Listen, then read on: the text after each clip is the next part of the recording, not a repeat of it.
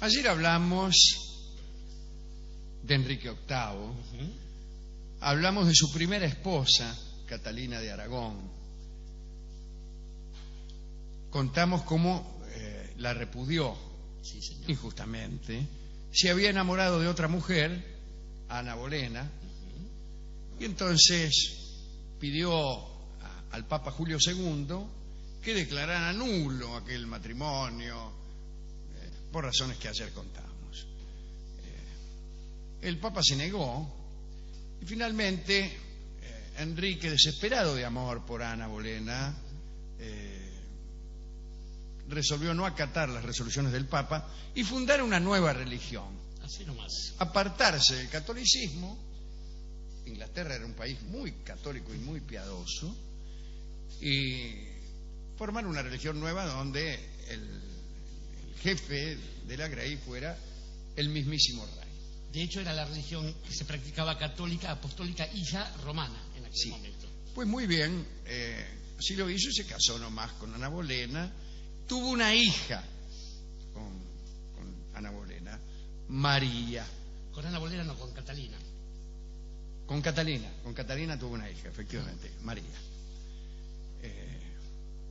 Pasó el tiempo, se murió Enrique, tuvo en total 6 esposas, por ahí se murió.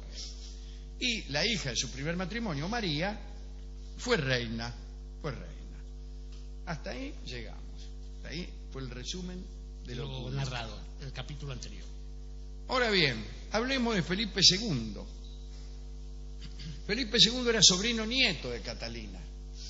Catalina era hija de los reyes católicos, hermana de Juana la Loca, que fue la mamá de Carlos I de España, Carlos V del Imperio, que fue el papá de Felipe II. Bien. Así que Felipe II, gran rey de España, era el sobrino nieto de Catalina de Aragón. Digamos, de paso, que está enterrado en el Escorial que queda en la ciudad de Buenos Aires. Aires. Y está enterrado justo en el Escorial que ustedes pueden ver a la derecha del helicóptero, señora.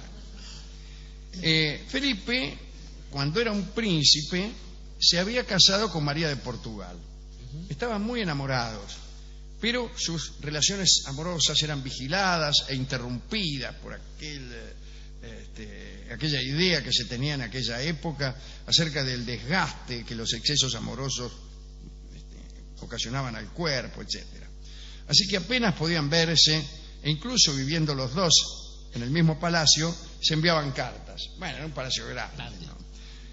Bueno, mal que mal tuvieron un hijo, Carlos, que debía heredar la corona y fue un personaje desdichado, aquel Don Carlo de la ópera, tipo bastante loco, encarcelado por el propio padre por traicionar a la patria, etcétera, etcétera.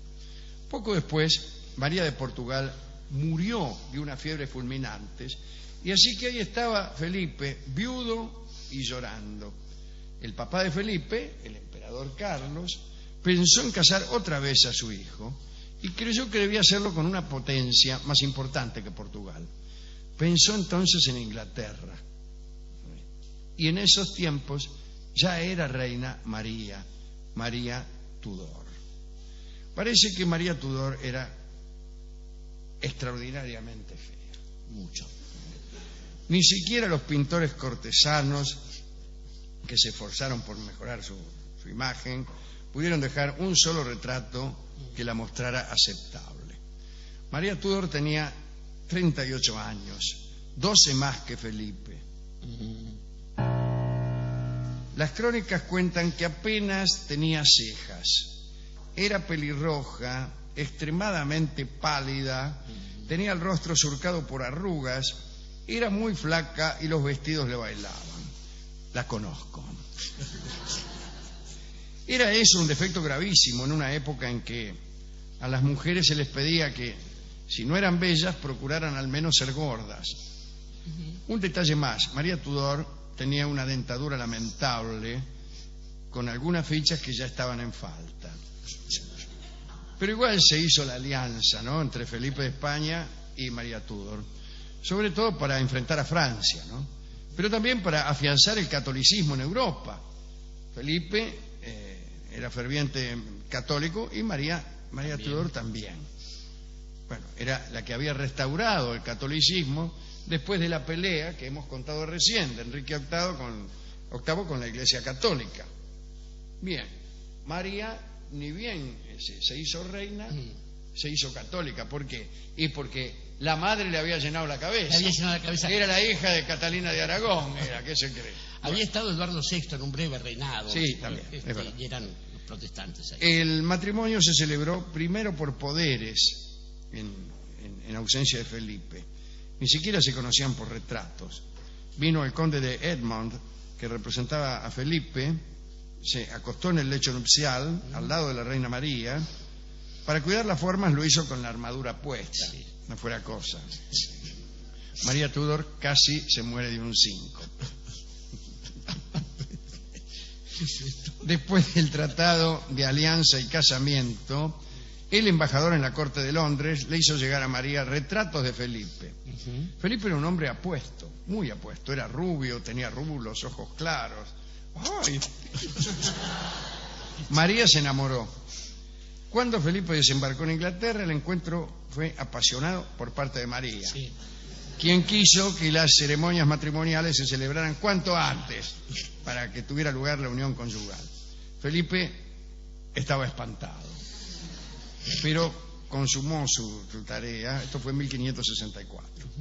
En el tratado diplomático que concluyó con el matrimonio se especificaba que Felipe no sería nunca rey de Inglaterra, sino solo rey consorte, pero que el hijo que naciera de esa unión sí reinaría en las dos naciones. Ahora bien, hay detalles que molestaron siempre a los españoles. Felipe, como rey consorte, era un poco humillado en la corte de Londres. Su trono era situado más bajo que el de su esposa. Parece que el rey tenía que ceder siempre paso a la reina y demostrar sumisión. Y en el momento de la comida, la reina se servía en fuentes de oro y Felipe de plata. El caso fue que la reina María, luego de algunos encuentros amorosos con su esposo, comenzó a dar señales de que estaba embarazada. Engordó e incluso dijo que notaba los movimientos de la criatura en su vientre. Todos estaban muy felices. Muchos ciudadanos ingleses compartían la alegría, pero otros se mostraban muy molestos ante una influencia hegemónica de España en el futuro nacional de Inglaterra. Pero vino a suceder que el tiempo pasaba y la reina no daba a luz. Cuando se calculó que el embarazo llevaba como 16 meses, los médicos de la corte empezaron a dudar. La reina fue observada con mayor detenimiento y resultó que tenía una hidropesía, una acumulación de líquido en todo el cuerpo. Entonces los médicos le dijeron a Felipe que renovara sus atenciones con la reina a ver si tenía más suerte. Pero Felipe no quiso saber nada. Cuando supo que el embarazo era ficticio, aprovechó para abandonar Inglaterra y se fue a la guerra. Prefirió ir a la guerra de Flandes. En realidad fue a juntarse con su padre, que abdicó en ese momento. Durante esa ausencia de Felipe, María, para matar el aburrimiento, emprendió la persecución de los protestantes. Para algunos historiadores se quemaron unos 200 protestantes y otros dicen que 1000. De allí el famoso nombre de la sangrienta. Bloody Mary. Claro, mozo. En 1556 Carlos abandonó todo su poder en Felipe y María Tudor era también ya reina de España, pero estaba abandonada en Inglaterra. El 5 de noviembre de 1558 María Tudor se enfermó. El Consejo de Estado inglés le exigió que nombrara a su media hermana Isabel como heredera del reino. Y esta sí era la hija de Ana Bolena, de Ana Boleyn. María puso como condición que debía mantener la religión católica para Inglaterra, cosa que Isabel prometió, pero luego no cumplió. Poco tiempo más tarde, María Tudor, reina de Inglaterra durante 5 años y de España durante 3, murió sin haber pisado nunca suelo español. Por esos días Felipe ya estaba buscando otra esposa, ¿no? Algunos dicen que no fue ni siquiera hidropesía lo que sufrió María Tudor, sino que fue directamente un engaño. Vivía aterrada por posibles atentados en su contra y se aferraba con locura al trono y buscaba la perpetuación en un hijo. Es que siempre estuvo presente la figura amenazante de su hermana, no de su hermana, sino de su hermana Isabel, la hermana de María, que esperaba la oportunidad para destronar a María y tener el trono de Inglaterra, como así sucedió. Inglaterra no fue católica, no hubo nieto para Carlos V, un nieto que fuese rey de España e Inglaterra, y todo terminó muy mal para España en una batalla donde Inglaterra sepultó para siempre las pretensiones imperiales españolas. ¿A quién podemos dedicar esto, querido Dolio? Debemos pensar, Alejandro, en principio que es curiosa la suerte de la fe. Digamos que allí donde uno puede encontrar en la superficie nomás una pasión rijosa, la de un hombre como Enrique Tudor por una ama de llaves de la corte, Ana, además con cuya hermana también había estado Enrique, y se dice, algunos dicen que incluso con la madre de ambas, porque desde muy joven había... Ya no me extraña nada. No. Hay quienes dicen yo he visto también... cada cosa. Uno ha visto y ha hecho cada cosa. No tendría que salir de este lugar para contar.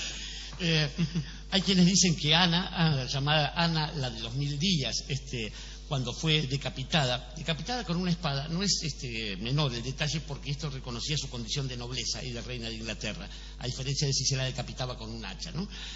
Bueno, maldita la gracia que le hizo a ella. Estaba embarazada también, y de un varoncito que no sería de Enrique VIII, esto dicen las malas lenguas. Creo que Ana, que estuvo muy sola, es una de las posibles dedicandas de esta historia. Después, digamos que esta cuestión de pensar que a partir de un deseo carnal se funda una religión es rara, pero lo raro es la forma en que se estableció eso y quedó para siempre marcado en el espíritu británico y también en el espíritu norteamericano. Es el día de hoy que a uno, cuando le preguntan de dónde viene, uno dice la Argentina, y dice, ustedes son papistas, digamos. Un término peyorativo. Un término peyorativo como romano y cosas por el estilo. Y digamos también que finalmente si algo pudo dejar, que no otra compañía, la buena de María Tudor, fue ese trago del que hablábamos antes, vodka, jugo de tomate y un poco de protestantismo con el cual se hace en Bloody Mary, pimienta y apio para los más sofisticados. Y así como algunos otros reyes han tenido un apodo, Fernando VII era el deseado, por ejemplo, María fue la sanguinaria. Luis XV, el bien amado. El bien amado, el bien aimé. María quedó como la sanguinaria, aunque pensando en lo triste de su vida, hubiera sido mejor quizás llamarla de otro modo, con esa cosa que tienen los diminutivos aquí en la patria, algo así como María, la solita. Y la solita es la milonga que escucharemos ahora en la voz de María Marta Pisi y la guitarra de Horacio Burgos.